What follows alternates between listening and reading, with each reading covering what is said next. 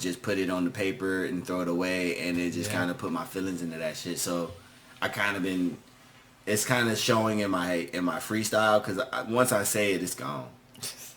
That's how it be, freestyle. You know, so. That's me with the drums. You know, so normally we playing, right? Yeah. So right now we go into it casually, but you know we have a little bit of short time frame. So I'm gonna come in. My fault. My boy over here, Anthony. Go ahead and introduce yourself again. What's up, y'all? Anthony McCrae. How y'all doing?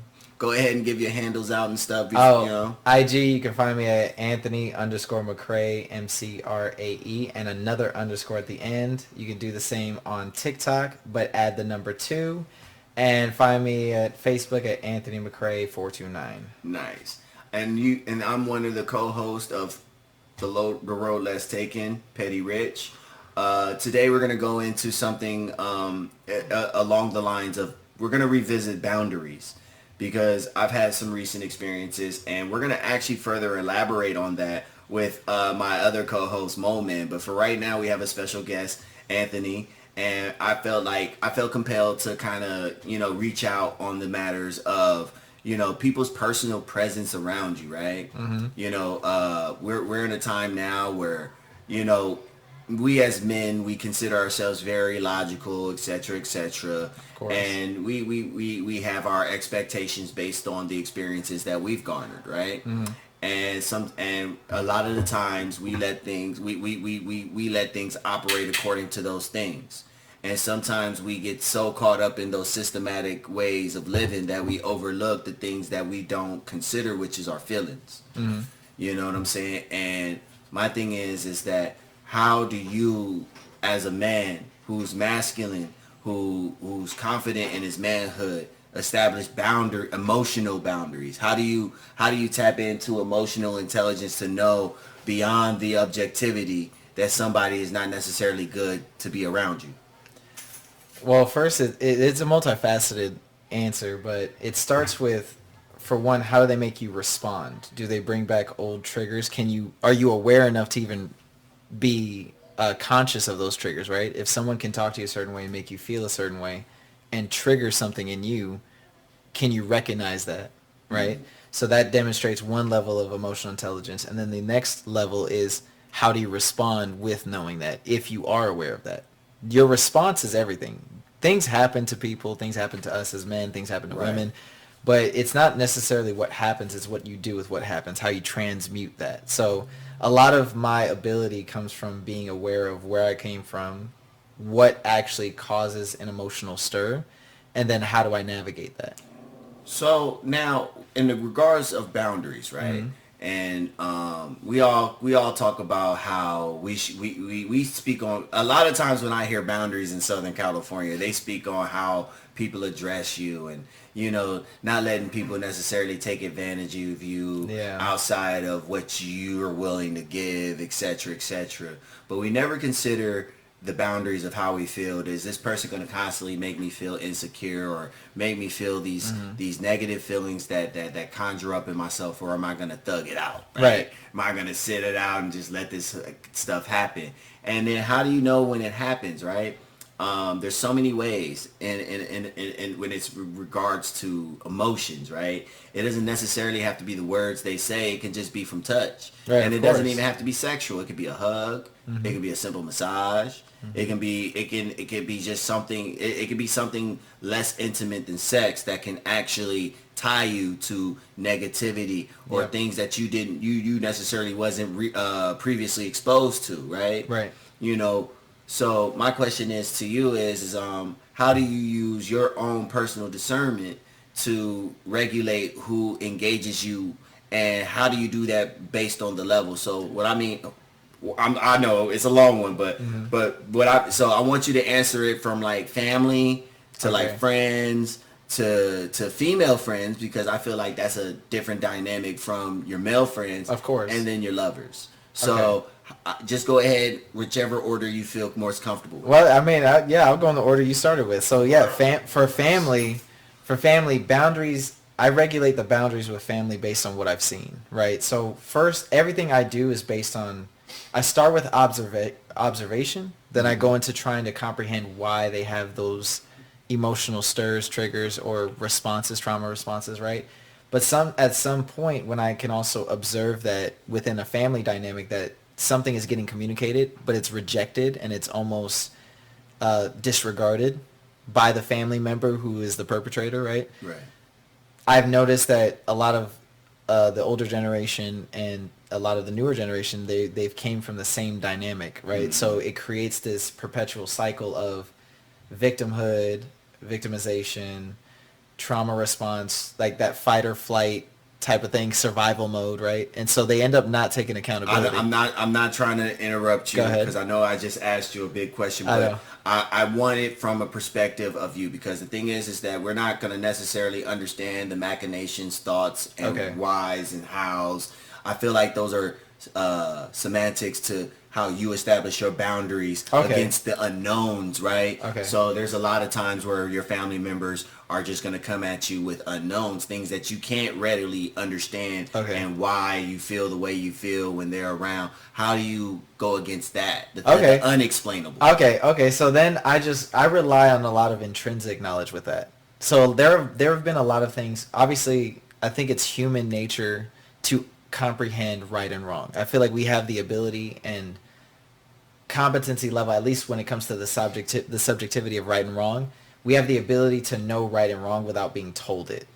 Give me an And- example of what you mean like that, because For- that means that's a general. We have a general consensus. Okay, so for example, you know not to steal from your family. You know not to take something that doesn't belong to you unless without asking. Right, It would be okay. considered wrong. Right. Yeah. Okay, when family in a lot of family dynamics, they do a lot of verbal abuse, right? They end up trying to make themselves seem higher. At least let's just talk about my experience. Okay. I've experienced family talk in certain power dynamics, right? To establish authority and whatever. And there's nothing wrong with a hierarchy, a system to follow, right? There's nothing wrong with that. However, when that authority or power is abused, and I can comprehend the level of abuse, that is my job, I feel, as a good son, family member, relative, cousin, whatever, to check and balance, right? To make Right. sure you comprehend that this is not okay, this is not tolerable, and this is not right. Because we all know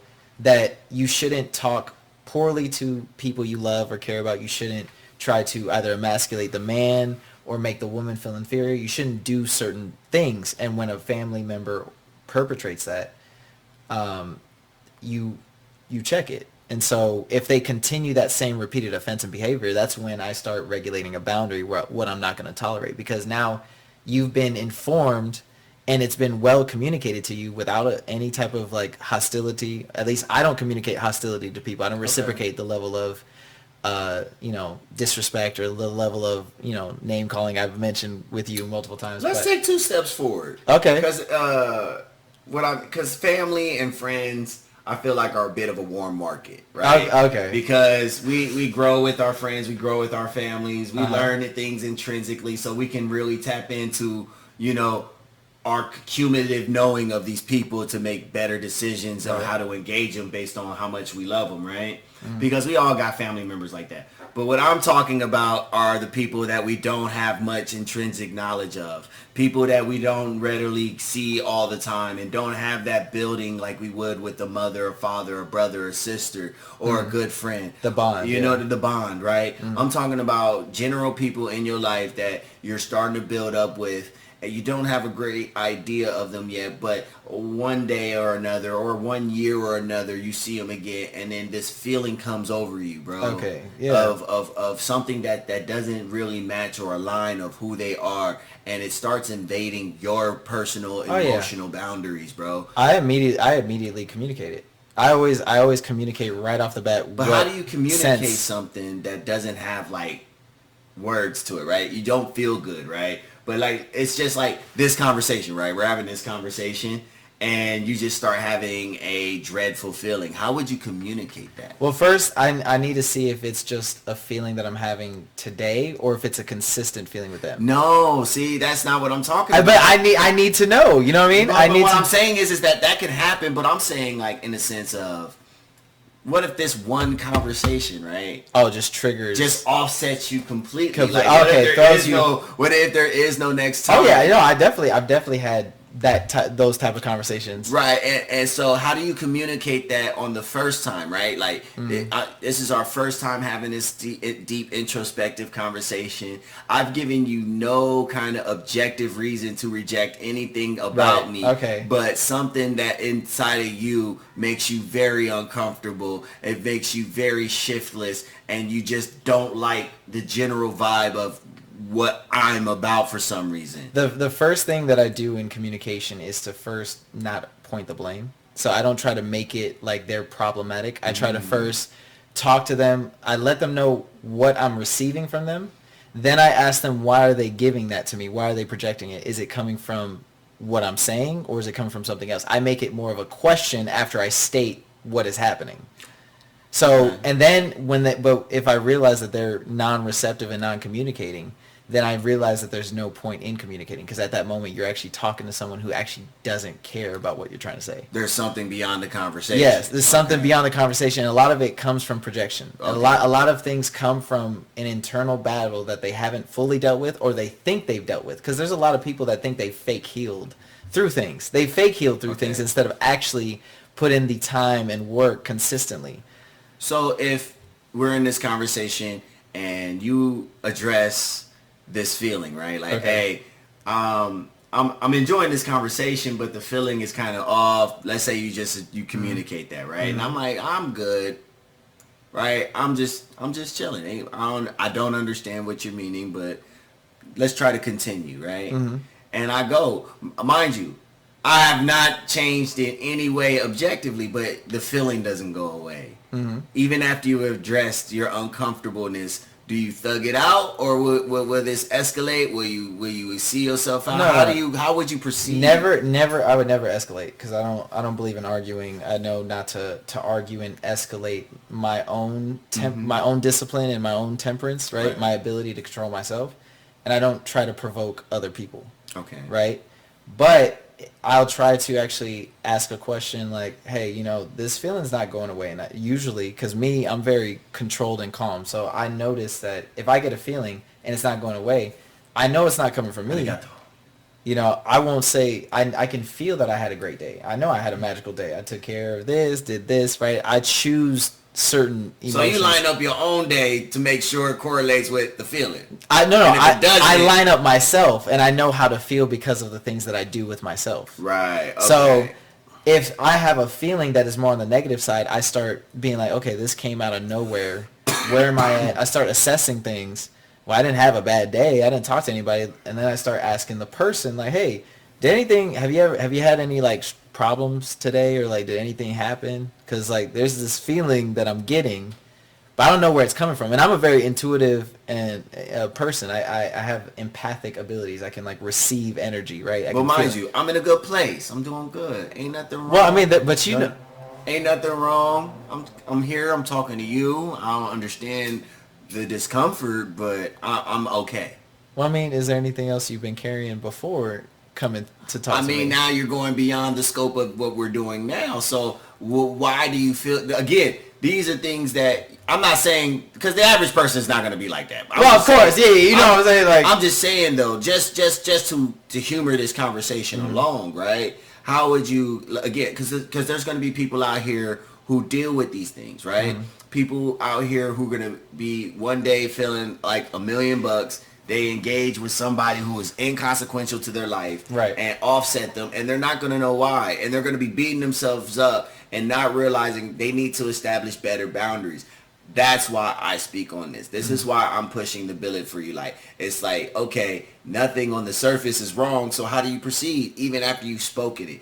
Even after you've spoken it, you still proceed to feel it. So what do you do then? Again, are you going to finish out this interview? Are you going to excuse yourself to protect yourself in some kind of way. Like, I'm not asking for the right answer. Right, no, of course. I'm asking for you to How would I proceed? Yeah, because there is no wrong answer. No, of course. Because this is something that a lot of men, in my opinion, because mind you, this is petty talking. I didn't say this in the beginning, but I'm not a certified official in any kind of way. I'm not a mental health expert, nor is my friend here, Anthony McCrae. We're not licensed. We're not an expert, and in any shape or form. Okay? If you need any real help, please contact the National Suicide Prevention Hotline at 988. I say again, please contact the National Suicide Prevention Hotline at 988. So my thing is that I see that a lot. No, and you're absolutely right. The one thing that I would do is I would never try to lead into an interview unless the person is receptive of it. And if I see the person is not receptive, then I'm gonna respectfully take myself out the situation. But I'm saying like mid, right? That's what I'm saying. Asking and demonstrating what I'm feeling and explaining it and trying to elaborate. If they're just going to say, I'm constantly good, I'm this, and we know people have a tendency to not try to portray themselves in any negative way. They want to keep a certain image or facade. If I ask a question more than once and you repeat the same thing twice, then I'm just going to say, I think we should maybe hang out another day because this is the kind of energy and feeling that I'm having right now. And I don't want to, even if it is me, I don't want to project anything onto you. Right. And if it is you, you might need some space and time for yourself, or there's something you might not be telling me, and that's okay. And I'll just talk to you later. So you willing to take a break? You willing to? I'm willing to exit the situation. Rain check. You willing to rain check? Okay. Right. So. But now, what if this was a paid podcast? What if I was paying you? Paying me. Okay, what does that have to do with? I'm just adding that factor. I would still be the same way. Okay, I'm just making sure. Yeah, no. There's no wrong, because you could have been like, you know what? If it was paid, I would just do this A, B, and C, protect myself. There's no way I can know what come out your mouth. For me, I believe I always know to be authentic. It's not about money, not money. I've had many deals money wise where I could have been super well off if I wasn't as authentic as I was. But as somebody who who works gigs and constantly have to secure their own jobs, how do you maintain that level of integrity and establish a brand that is seen as consistent? It's not easy, I can tell you that much. It's a very challenging rhetoric, so to speak, right. to maintain honor and integrity while also being consistent, because a lot of people cut corners when it comes to either consistency or honor. So it comes down to me upholding a standard for myself. I have to uphold myself. I appreciate your integrity, right? Yeah. And I'm not, and mind you, I'm not knocking it in no way, because I do have my own moral compass that I follow in my own way. Right. But when we are speaking on industry and we're speaking on these type of things, right? The line is very much skewed. Right. You know what I'm saying? We were already talking about how people move the goalposts, right? Yeah. And so what does it really mean to have integrity in an industry created with skewed visions? No, created on the basis of no integrity.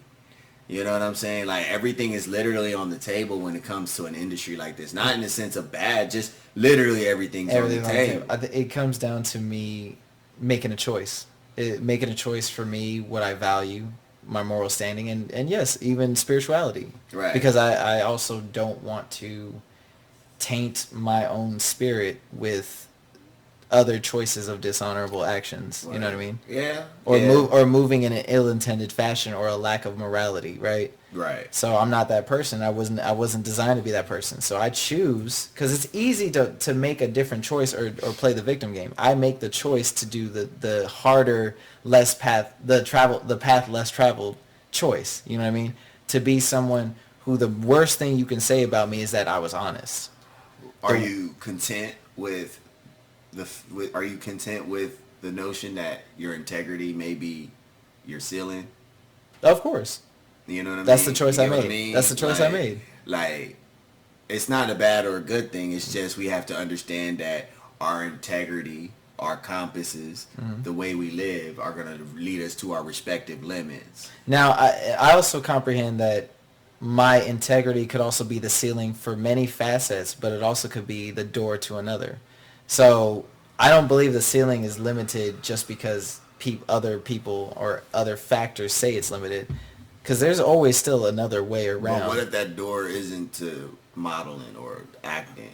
Then what I'll if that door is something that you're not doing? And I'll allow and navigate it when it comes. Because you got to remember, you know me, I'm a biblical man. I know. So, you know, Abraham was chilling in the land of Og or something, Og, and God told him to pack up, go to a land you ain't never known before, and just break shop, right?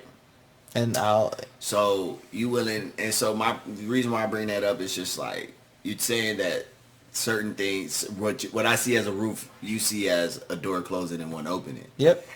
And so again, doors lead to many things. Mm-hmm. Are you open-minded enough to allow that to be? Of course. You know what I'm saying? Mm-hmm. So it's just we digressed a little bit, but when it comes to establishing emotional intelligence and when it comes to establishing your emotional boundaries, you have to have a resolve. You know what I'm saying? Because discipline and resolve. Yeah. Right, because a lot of the things that we desire are rooted in our emotions. And if we don't have the resolve to come to terms with the things that we covet, right? We're ripe for manipulation. and I think a lot of that is people's attachment to the expectation of the result. And I don't attach myself to any specific result. I know what I want. I know what I work towards, and I have a discipline for that. But I'm also not attached to that specific outcome either. My problem is that men are too attached to our objective expectations in life that we're not even using our most useful tool, which is how we feel, because because like, for example, right? Cause, I mean, that's kind of a hard as a man. Here's what, as a man, right? It's heterosexual cis males. We'll go there because just to be clear for everybody out there of where I'm going with this, right? Okay.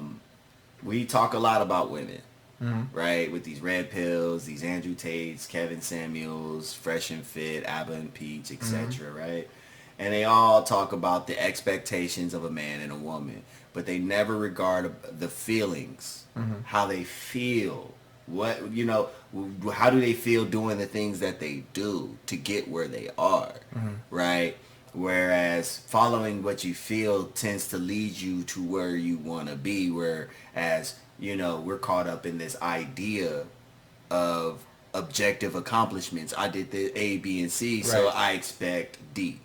I mean, I comprehend why it's like that too, because we have double standards for a reason, and the double standards that exist societally, I'm not saying it's right or wrong on a personal level, but societally, we can societally recognize that a lot of feelings from a man are disregarded. They're very much dismissed on a overview of just even the U.S., just the overview of the U.S. You can see how it's a constant. Yeah, because we did it to ourselves. Right. As men. What I'm saying is that we get so caught up in our expectations of life and in women and in things that we don't consider how we feel. And what I mean by that is like we have expectations of how a woman is supposed to conduct themselves with a man. When a lot of those things that we expect out of a woman, we've been doing for ourselves. So why are we placing expectations on things we already have covered? We're being redundant in our desires, right? We're placing what we expect from a woman and how we feel for a woman under the same umbrella, when it's not fair to how life really operates towards our wants versus our needs. You know what I'm saying? And the thing is that for me, it's just like, how does she make me fucking feel, bro? And for real, because that's the only thing that matters outside. Because like me, I've been doing my own thing for a long time. Right, cooking my own food, washing my own clothes, paying my own bills, all that shit. You know what I'm saying? As men, we got to start looking at the things that we can account for as men. Right, and you are absolutely right about saying that we can do the same things that we're asking for from women. You're right, and so once we get that realization out, right? Once we once we put aside our objective expectations from life, we can start exploring the things that we don't consider from the ones that we want from. Right? Because let's say these women can be doing all those objective things they be talking about on these podcasts and still make you feel like shit, still make you not feel like the man that you feel that you are. You know what I'm saying? Like, it's only giving us half the picture because, objective expectations are important because you want to visualize the things that your partner do for you. But at the same time, it goes beyond that shit. It does, bro. And a lot of it comes from also understanding and receptiveness, and because I definitely comprehend where you're coming from, where he says it's not just like we could talk about all these things we want from a woman, but they can still make you feel even if they do those actions. And it's also, like you say, it goes deeper than just physicality. A lot of what men also want is that emotional nourishment. So when you argue that men are being shallow, if that's the case, right? Wouldn't that mean that a lot of this red pill shit is just shallow because we're looking at the expectations of an objective process? Because it's like I go to college, I go to school, I stay fit, I got my own house, I got a nice car, I got a job, so I'm entitled to 23-year-old bitches. Like, what the fuck? Like, well, a lot of the way that I just that systematic way of thinking is shallow to me. Well, of course, the system of it, if you just label it black and white. But that's how they package it. Well, the way that I watch it, because I watch everything in full context, and I dissect everything, and it's always discussed based on what is given to them. They've had to be this based on what they were given. And the expectations. And they weigh it towards the expectations that every red pillar do, bro. Are they fit? Are they comely? Are they feminine? Are they submissive? All this comes from every last one. But none of them talk about, not one nigga has been like, how do they make me feel? Well, of course, because they're going based on a system that's been given to them, and literally on objective. I know, and I'm not saying right or wrong, but I'm saying on the reciprocal side, I can understand because on the because everybody can swim in shallow water. I'm saying, wait, hold on. on the reciprocal side, when you have women on the reciprocal side talking to you about specific material assets or tangible things all the time, you're like, okay, well, now that I have this, now how are you gonna do this? Because now you're talking to me and only equated me to certain. If you want to play in shallow waters, then we have to look at who made the shallow waters, who made the materials. Who made the systems that make women thrive? If we gonna play these games, right? Well, because it comes down to they're doing OnlyFans. Who made OnlyFans? They wear slutty clothes. Who's making the slutty clothes? And it comes down to a certain They demographic. do porn. Who made the porn? It comes down to a certain demographic because if we take it all the way back, it wasn't always like that. If we're gonna be general about things, men created the systems women thrive on. We complain about. Yes, specific men, yes. Men. We can't just say specific men. They're still men. They still fall. If they were to be thrown in a basket of men versus women, where are they going? They're going to go to specific men or are they going to go to men?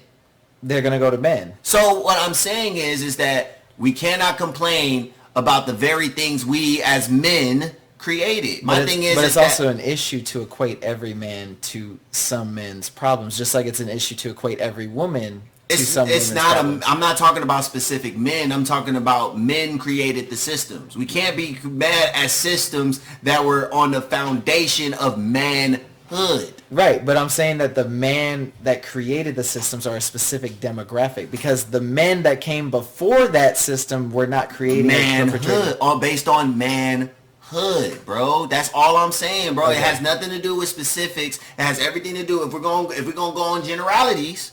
Right? When men thrive on systems made by men. Of course. Right? Yes. Because there are, you know what I'm saying? The very systems we're complaining about. Right?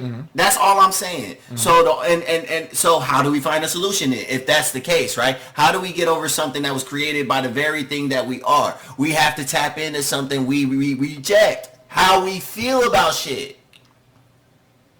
How do we beat the status quo? Because the systems were not based on how we feel. It was based on our objective expectations of life. But I wish it was that linear. It is. It's not really that linear. But it is. Especially when a lot of emotional standings are also controlled by the systems in place. But what I'm saying is being an objective man by right now is actually a precept. So what I'm saying is, I'm not saying abandon objectivity. We're objective by nature. No, of course. What I'm saying is on this foundation that we're at right now, it's time to pivot. I'm not saying throw away I'm saying now it's like, now that we got all, because at this point we know what we want objectively. No, of course. But we can't reach the goal because the goalposts keep moving. So we need we need a better navigator. Yeah, but feelings are also not a better navigator. We don't use it, so how do we know? Because, well, we've actually witnessed how feelings can cause catastrophic... Through another creature foreign to us. We need to tap in. A man's emotion is different from a woman's emotion. Of course, but for example, when a man has been out of control of his emotions, there's been some dangerous level. That's why we need to tap in on a healthy level, bro. Right, but how do you tap in on establish emotional boundaries. But how do you... Okay. Because now we have to go beyond our object. That's right. Okay. Now watch this. Now watch this. Even with establishing emotional boundaries, there are also... You also have to take in accountability the fact of... this is gonna be the last thing. You have to take into account that we have foods. Even the system in place have created methodical ways to get people imbalanced with their own emotions, whether it be through food that they ingest, water. Even air and certain chemicals that are given into food and into the air, the pesticides and all this other stuff. In America, we have over 150 chemicals that are banned in other countries. Begging the question doesn't excuse the problem. Right, no, but I'm saying, how do you get that? Because even with someone who does exhibit emotional boundaries, they still are affected by existential crises that are tearing up their emotional status. Because those very emotional crises are the very things we need to tap into. We got to stop running away from those anxieties. We got to stop. I agree not to run away. And what I'm saying is that is the source of our balance. Mm-hmm. You know what I'm saying? Because we are not just objective creatures. Of course, and I agree with that. We're not rooted in violence. Of course. So there's many layers to a man. Just as like the thing is that the layers of a man are less evident than the layers of a woman, because we're burdened to carry so much. Because the very because the things that women thrive on, we build. So we build foundations. We lay foundation. That's a heavy burden to keep society moving forward. And this is not me putting myself above women, because again, women thrive in these systems. Right, but also the same people. Now you said a very important key component. Men do build foundations, but however, who nourishes the foundation? Women. Exactly. So if we also have, just like we have men not doing certain parts today to build the right foundation, we also have a lot of women not nourishing foundation either, because even the nourishment can also change the foundation. I get that, but it's all on the foundation that is laid, bro. Because you can tear down a house and still build on its foundation, right? But if you're on about foundation, you can't. You have to pull it from the foundation and start over. And of course. So we can blame women as much as we want. Well, it's not about blame. It's about understanding. We can try to hold women accountable as much as we want. But until we address the foundations on what they were built on, we will be forever hypocrites in a vicious cycle. Right. For me, it's like what you said earlier about how you talked about the Adam and Eve story, about how, yes, Satan did go to Eve and tamper with that, but it was also Adam's choice, right? Of course. I'm not saying that men haven't made certain choices, but I'm also saying that a lot of the men, as far as the past 60 to 70 years, who actually want to do right, haven't been given the ability to do right. But the thing is that we're kind of, that's apples and oranges, because what you're talking about is the Pookie and Ray Ray epidemics. I'm talking about men holding themselves accountable as head of household. For sure, but and we're not doing that yet. Men haven't been able to be head of household. But that's not true, because it starts within yourself. Of course. Because again, if men are men like we claim to be, we hold the key to legacy. So at the end of the day, it's you're head of household. You're a head of household right now. I'm a head of household right now. No kids, nothing. So we can't make that excuse that no one's letting us. No, absolutely no excuse. Individual no excuse. agency. No excuse at all. When, for example, we've talked about how men are the head of household and men can build the legacy and all that stuff, right? If we have if we have men who are taught the same constructs and confines of wrongful teachings based on, yes, and I'm going to say this very much, I know it's going to be hateful, the girls are going to hate it, I know, but look, since the 60s, the single women that chose government assistance over the household with the man have perpetuated a level of disenfranchised men and women. And the men and women have had these constructs and ideologies that have been purported to them and given these other actions as a consequence of that choice in the beginning. Now, Your understanding of that is the reason why it's semantics. How so? Because you know what happened, why it happened, and the results of it happening means you have an intelligent edge to understand. Of course, that it goes beyond the confines of of organic engagement and women behavior. We were attacked with advanced psychology. Of course. So again, that goes back to the Adam and Eve thing. We're not addressing Satan. We're not addressing the government in that scenario. Of course. No, you know what I'm saying? See, I'm addressing I'm saying, but when you bring that up and how what single women chose the government didn't have to do that. The government didn't have to deny jobs. The government didn't have to bring them boys back home and didn't give them GI benefits. Right. I mentioned both because just like we talked about the Adam and Eve, yes, one made a choice, the other perpetuated that choice. Right. But we don't ever acknowledge the antagonizer. For sure, the government is the antagonizer in that problem. So at the end of the day, like, we can, again, these are systems. Of course. And the methodical systems in place by a specific demographic have given rise to a lot of these issues. But like you said before, it's not to take away accountability from the people that also chose it. It's not. Actually, I want men to be held accountable. I agree. My thing is that we are objectively, we know women need to be held accountable. I think, but we have to hold the foundation accountable. Before we can hold the structure accountable, right? I think both sides. Because if it's laid on bad foundation, we can't blame the structure. Exactly, and that's also why I came to the conclusion with how people used to say, it's a good tree with bad apples on it, and I came to the comprehension that no, it's a rotten tree that grows good apples, and so it's a bad tree with bad apples. No, I'm saying it grows good apples though. There's a lot of bad apples, but it grows some good apples on a rotten tree. It's on a bad tree. So you're missing the bigger picture here. The fucking soil is fucking right. Back to the. I'm blaming the tree. Hold on. He blaming the fruit, but it's no. That's not what you know what I'm saying? You get it? Right. Fucking get it? Mo, see? His eyes has been open. Hold up, Mo. Shit. Hold on. Mo, you know damn well I didn't say anything about the apple. I said we talked about foundation, and I mentioned that yes. You know that expression where they say that it's a good tree that grows bad apples. You said some good apples and some bad apples. No, I said there's the expression people talk about. You can rewind this shit. Go ahead. Rewind it. Rewind it. I don't care. Go ahead, rewind it. Wait, hold on. We back Petty, hold on. I didn't talk about the soil. You're right, but I did talk about. I'm just saying. No, not that. I'm saying my boy. I get what he did. Hold on. Proud man. Wait, Charles, you always over talking, bro. I'm sorry. Okay, me talking about the foundation wasn't. I didn't go into the soil because I used the rotten tree as the foundation. I'm not talking about the soil. Right. I wasn't going to talk about the soil, but. If you want to make it about the foundation, then yes, the soil grows the bad tree, which produces the bad apple. But how does the tree get its nourishment? From the soil. But that wasn't my analogy. Where does the apples get its nourishment? From the tree. And where does the tree get its nourishment? I comprehend what you're saying, but that wasn't my analogy. I get that. But my boy went 4D with the soil. You guys are using different analogies than my analogy. Works.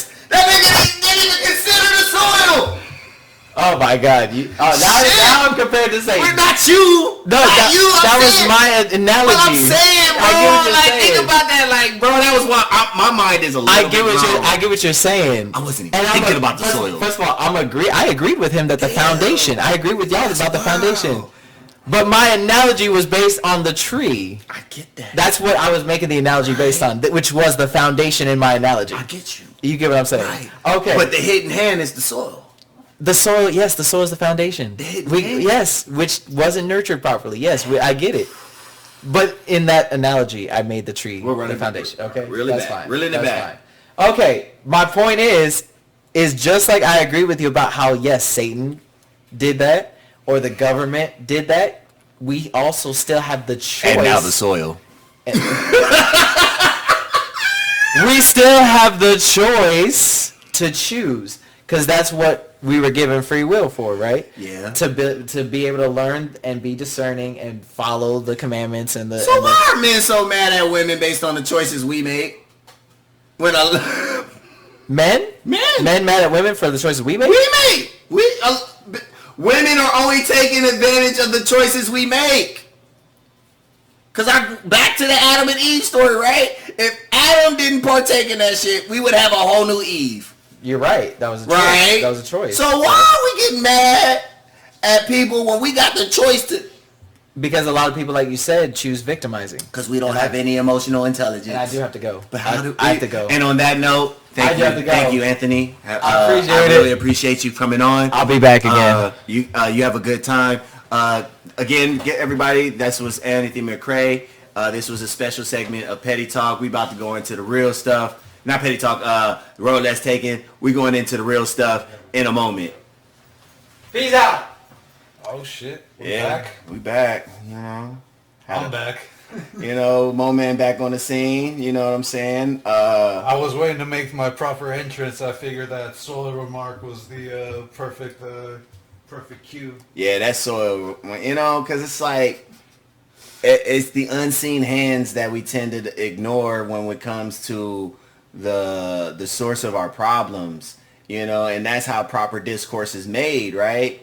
You know, you inject something that gives room to the benefit of the doubt, which leaves open room for discourse and accusation, where it gets to the point where the entire source of it all gets lost in it, right?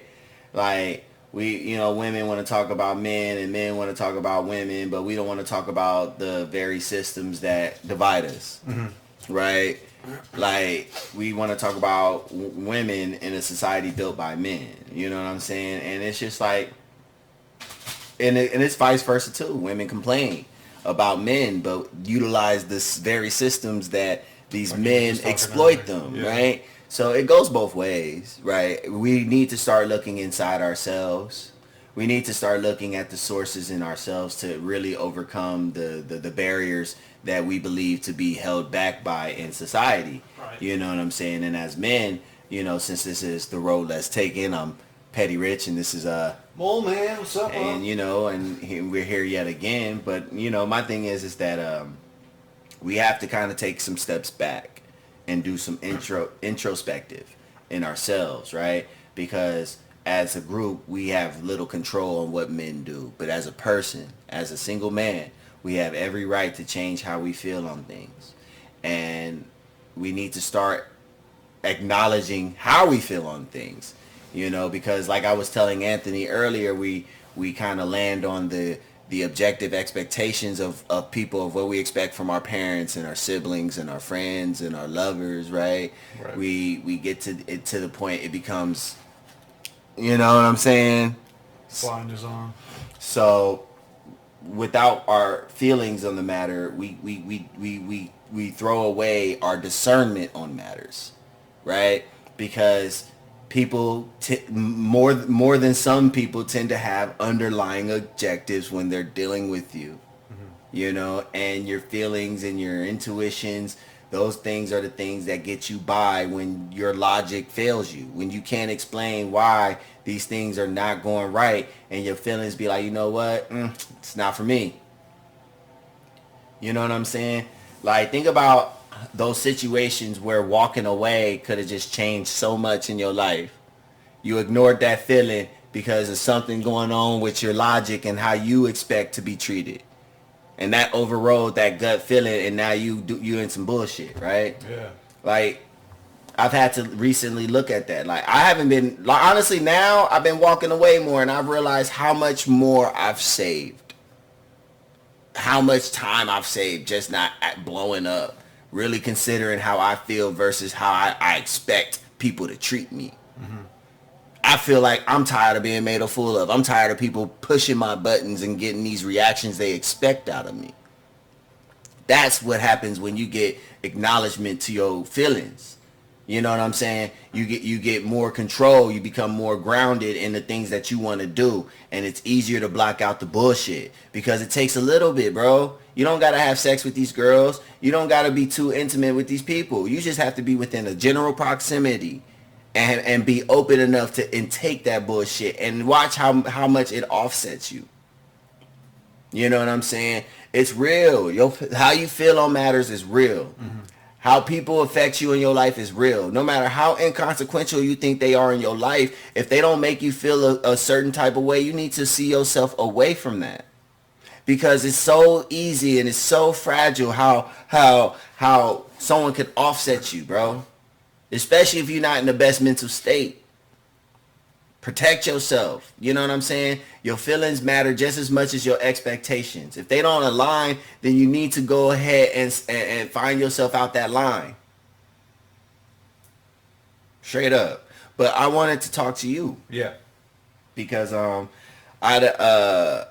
talked to Anthony, you know what I'm saying? I got his opinion on the matter. Mm-hmm. I want your opinion on the matter on how do you feel on the matters in regards to emotional intelligence and setting emotional boundaries?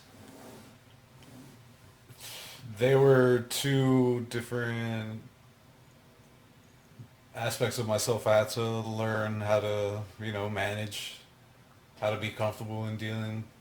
One, because of, like I was telling Anthony too before we started, like having little to no self-esteem. Yeah. It's essentially shot.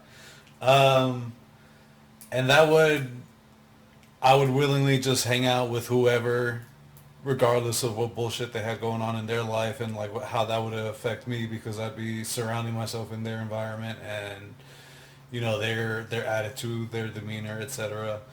And then after a while, I just started asking myself, I just started hearing voice in my head. It's just like, wait, why are you doing this? Why are you hanging out with them? Why? I was like, wait, why am I doing this? And it was weird because I felt uncomfortable, like just even bringing that subject up and be like, hey, I don't want to hang out. Like that would be uncomfortable enough for me to just like keep on hanging out. Right. And I was like, wait, why am I doing this? So it just was like, again, just being comfortable enough to end it and be like, I don't need this person. I don't need to be around this person, this individual, Right. Like, it's funny. All this was reminding me of a chick I used to, like, this is back in the MySpace days, early 2000s. Shit. Like, she slid in my DMs and, like, we started talking. And, she was cool at first, whatever, like, when we met in person. And, like, she seemed like, all right, we could kick it. But shortly like a little bit afterwards, like she would just be like, yo, like she would want me to like buy her shit, but we weren't even like fucking around like that. And right, that shit. And I told her, like, look, like if you're trying to like get a CD or shirt, T-shirts, like multiple fucking like what's up? You trying to fuck? What's going on? And then she'd be like all like uncomfortable, like it'd be like, well then what? Why do you keep like you're not disabled? You're not. What's hindering you from getting a job and like buying this shit for yourself? Like, why are you coming to me? Like, is this why you reached out to me? Like, are you looking for someone to fund your little, escapades? Yeah. My thing is that, and you can get a lot of these things from just asserting how you feel, understanding how you feel, and trusting your feelings, because again, we have our objective expectations, and that, sometimes later than sooner will get us the full picture we need about a person. But a lot of that heartache can be avoided with just listening to just adhering to how we feel on matters. It wasn't even that deep, like that. It'd be heartache. It was just more like, man, this person's really annoying. What I'm saying is that because it's like it may not be one person, True. but the thing is that kind of stuff is cumulative. You know, after 9 of those people, that can turn a man jaded. Yeah, and once one experience was enough for me to just recognize, like, okay, there's a certain type of person out there that operates like this. Next time I run into that type of person, like evade them instantly, like. Right, but it's And unfortunately, some right. people don't have that. They're not aware enough to follow through on that. They may have that epiphany at that moment, but maybe they won't follow through on it once they find themselves in that similar situation, or they'll compromise depending on like how attractive the woman is. I don't know, man. It's just, but me personally, it's just like if I see those characteristics, it's like, nah, I'm out. Right, It's not right. worth it to me. I get it. My thing is that I just found But at that time, that wasn't me. I was just like, yeah, sure, whatever. Like I was so just like I was open to whatever, like my self-esteem, like where I was in life, and not having that much interaction with the opposite sex. I was just like, yeah, sure, so hearing what you've heard today, right? yeah. What are your thoughts on emotional intelligence and emotional boundaries? You know, what are your current thoughts right now? I think that's something that you want to have. You have to be aware of, like that you want to,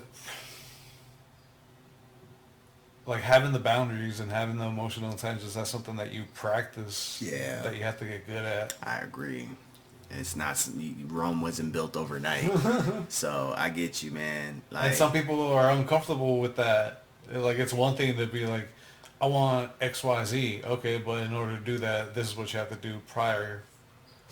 This is the right. foundation that you have to lay in order for that to be achievable. I think there's no personal And recipe. I don't think there's no general recipe. I think every recipe is personal. yeah, You know, like because I feel like you have to be at the right moment in your Right. point in your life that that you actually is like, okay, like I'm tired of all this that's happening. I actually want to change.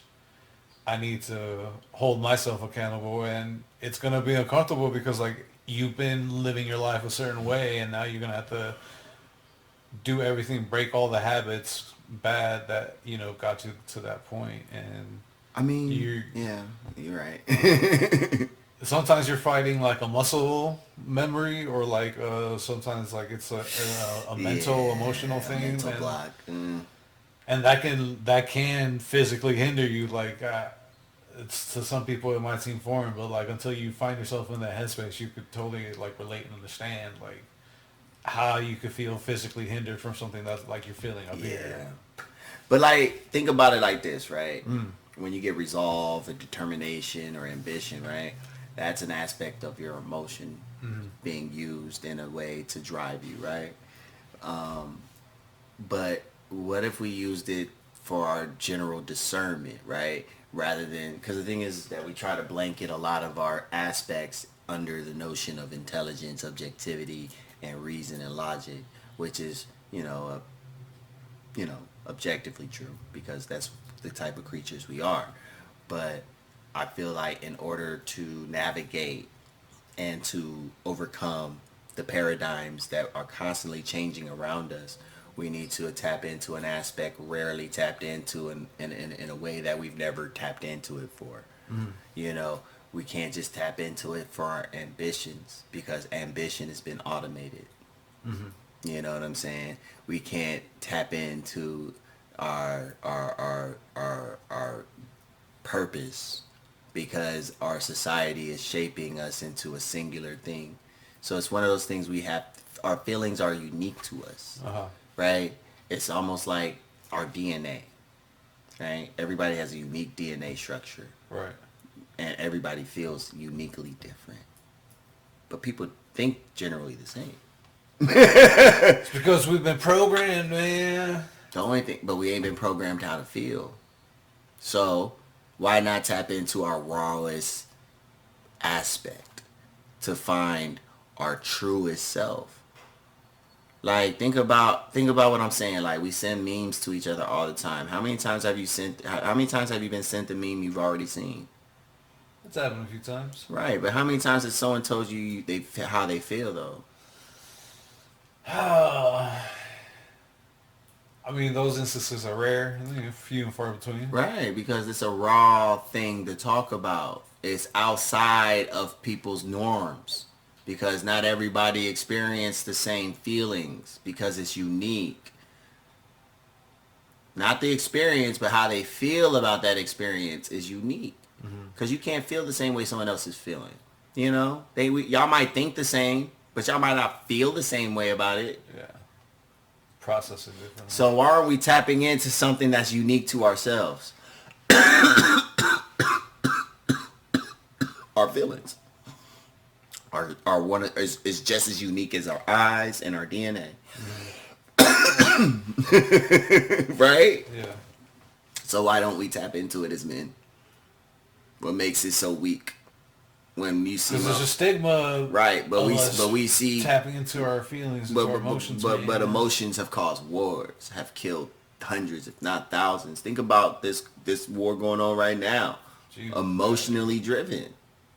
You know what I'm saying? Mm-hmm. There's emotions behind this, and it's not women.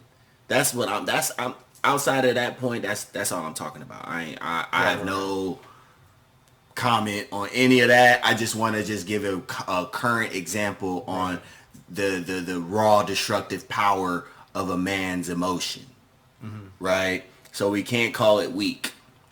Right? We can't call it something that is meant for women because men express our emotions all the time, but we express it in a linear way and not allocate it to serve our personal needs. You know what I'm saying? That's why we can't set boundaries. Oh, go ahead. No, I didn't have it. I was just processing what you were. But that's why we need to set boundaries, bro. For a second, I was just like, wait, we can't set boundaries? I was just like, I thought we were trying to set boundaries. No, I'm saying that's why we have to set boundaries. You know what I'm saying? Because of how intricate emotions can be. We don't regard them yet because of these stigmas, yet they're the driving force of what brings society into fruition. You know, how can we have art without emotion? How can we have acting without emotion? How can we even have porn without emotion? Well, that's the most basic. No, think about the things that they do. Right. On porn, right? That's acting. That's expression. That's emotion. That's putting themselves in a certain scenario, right? Each scenarios requires emotion. These are the powers of emotion. Not logic, not reason. Right. We ain't watching that shit because this is logical. We watching this shit because of how we feel. How it makes us feel. That's why they're very specific. That's why there's certain categories. Because they all trigger us in different ways based on how we feel uniquely. So men need to regard emotions way more than what we have been. I'm not saying knowledge and logic is not something we need to regard because that's who we are. But to deny our emotions is a fatal flaw. To see it as weak is fatal. To see it as it's illogical. So and I bring it all full circle because if we don't acknowledge our emotions, we're gonna be victims to it. We'll be consumed by them negatively. Right. Yeah. And you'll have then women are naturally tapped into it, right? They can draw, but they know how to draw they know how to draw emotions. So why do you think men have a hard time with women? Because they have a hard time with their own personal emotions that women know how to naturally draw out. Gotcha. So if you don't come to terms with how you feel, women are just going to draw out that insecurity naturally because they're naturally emotional creatures. They're not naturally logical. You know what I'm saying? That's why when we talk about accountability and this shit, they freak out, and when they draw out emotions, we freak out. Right. Because we lack insight on these aspects of ourselves. We need to start being more. I'm not saying we need to start being more emotional. We need to start addressing the emotions that go outside of outside of our expectations. Right. That takes work though. Yeah, our emotions are multifaceted. It's not linear. That's the thing men need to realize. Our emotions are multi expressive. We need to get a grasp on that. You know, I ain't gonna lie. I've been talking about this for a long time Well, I today. think that's a good point to bring it home at. You know, we didn't say it on this segment, but we are not licensed experts or psychologists or therapists of any kind. Apprentices. Nothing. We don't represent any organization that has any kind of backing of no kind. We are completely and complete and utter enthusiasts that employ the betterment of men's mental health. You know what I'm saying? So if you need real license help, please contact the National Suicide Prevention Hotline at 988. I say again, please contact the National Suicide Prevention Hotline at 988. Got anything? There's also going to be other resources and links always in the description of every episode so that you could go ahead and get the help that you feel that you need that is missing in your life. What's up? Like and subscribe. And do the things, tell everybody, and take care of yourselves out there. The world's getting crazier. You be easy, guys. Have a great weekend.